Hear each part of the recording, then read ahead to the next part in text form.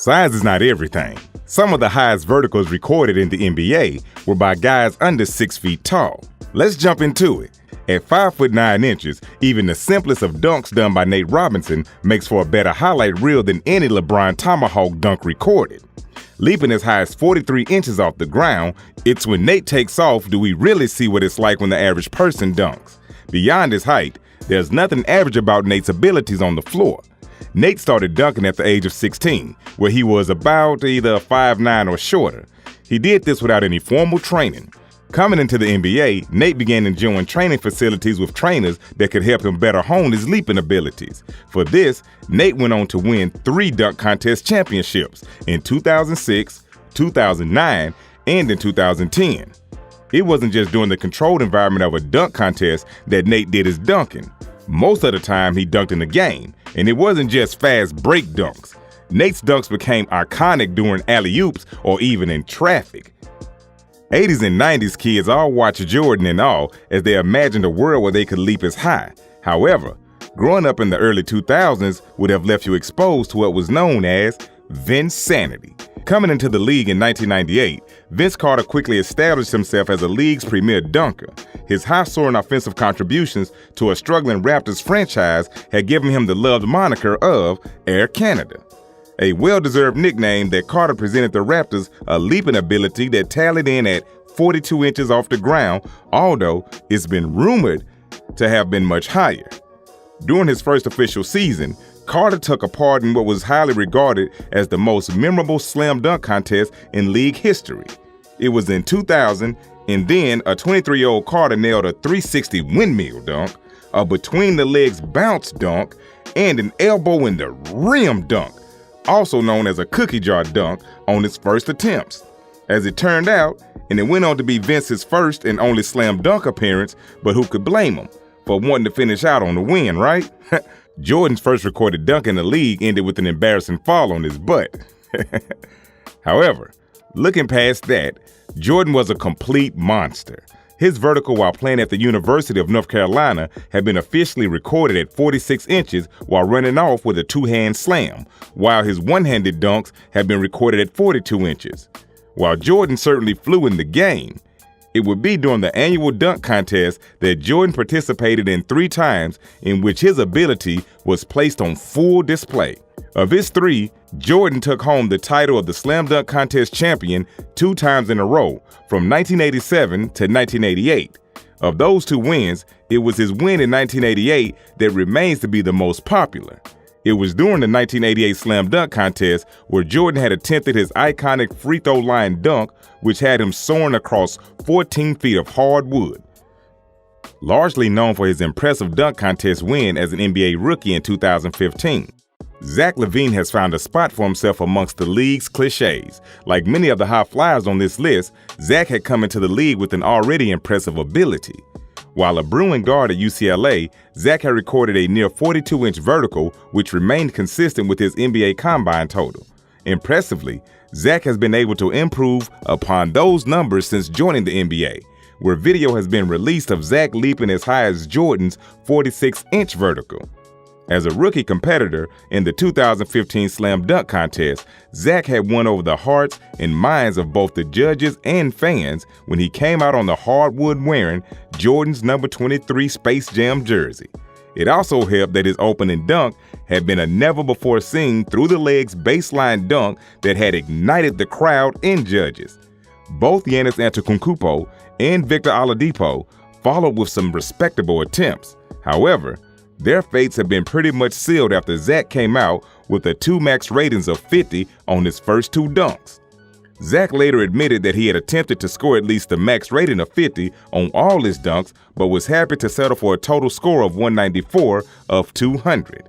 He also went on to admit that while he worked on some dunks throughout the season, it was really only the day before the contest that he had put any real effort in polishing up his dunks for a total of just 90 minutes. For all the talk that goes around LeBron's ability to dominate every aspect of the game, is it any surprise that he's also ranked as one of the league's highest risers?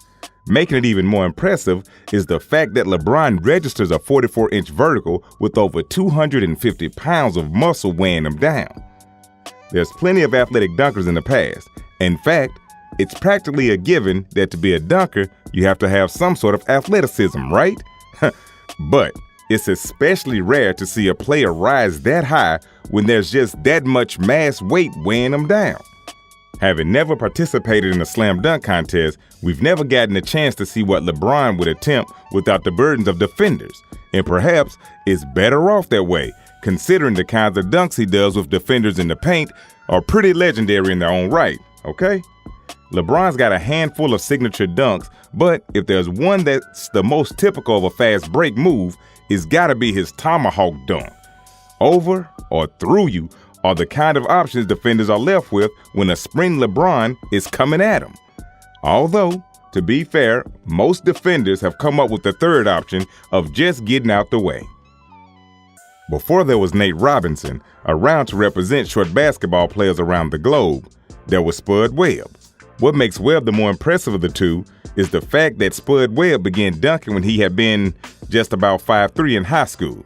Dunking when he was 5'3" made dunking when he reached his adult height of 5'7" look all too easy. The highlight of his career can easily be traced back to the 1986 Slam Dunk Contest.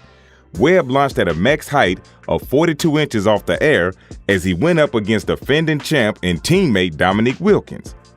Webb's arsenal of dunks had easily been the most creative the contest had seen for its time, showing off an elevator two-handed double pump dunk, the one-handed off the backboard one-handed jam, a 360-degree helicopter one-handed dunk, a 180-degree reverse double pump slam, and finally, the 180-degree reverse two-handed strawberry jam from a lob bounce off the floor dunk.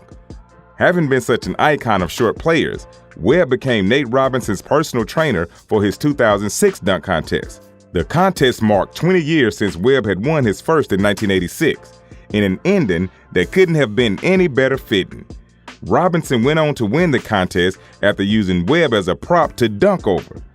To this day, both Nate and Spud remain to be the only two shorter players in NBA history to have won a dunk contest championship.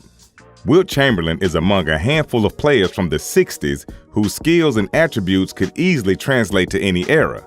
As a dominant scorer who stood at 7 feet 1 inch, most wouldn't believe he also had the league's highest vertical. Not just for his time, but all of the time, with a vertical of 48 inches.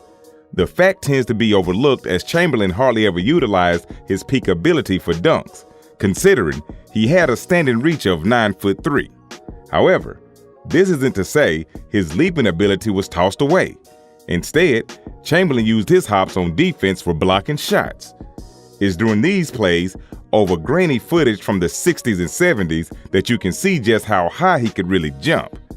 This hadn't been an ability Chamberlain had trained for in basketball. In fact, during his days, there was a hot debate as to whether dunking should be allowed. Instead, Chamberlain had worked on his leaping ability in college when he had been a renowned track and field athlete, even going as far as winning the Drake Relay race in 1957. As far as a recorded leaping ability, there's a record of Chamberlain having jumped at the height of 6'6" inches for a high jump while in high school. Given his past interest in track and field, suddenly the image of a 7'1" jump in 48 inches becomes more plausible. The NBA Slam Dunk Contest has been a nationally televised event since 1976, and over the years has changed in drastic ways. Over the last decade or so, many of the high-flying athletes have become more risky and daring with their dunks, from jumping over cars to even rows of people. In the 2009 Slam Dunk Contest, Nate Robinson shocked the world when he jumped over Dwight Howard while Howard was wearing his Superman cape. Aaron Gordon is another newer high-flying dunker who recently participated in 2 dunk contests but wasn't able to come out on top. During the 2016 NBA Slam Dunk Contest, Aaron Gordon decided it would be smart to jump over the Magic's mascot who was spinning on a hoverboard and did it, which sent the crowd into a frenzy. Maybe even more impressive than his dunk in 2016 was his dunk in the 2020 Slam Dunk Contest when he dunked over 7'5" Taco Fall, who looked terrified that he was going to be hit. Not only was the dunk never seen before, but it got praise from the judges, and everyone thought the dunk would be the icing on the cake. Last but certainly not least is Hamidou Diallo, who soared in the 2019 Slam Dunk Contest. Diallo did the unthinkable, jumping over legend Shaquille O'Neal in the contest, which was not only the best dunk of the night, but it sealed the win for him on that night too. So there you have it. If you like this video, be sure to slam dunk that subscribe button so you can check out more videos like this.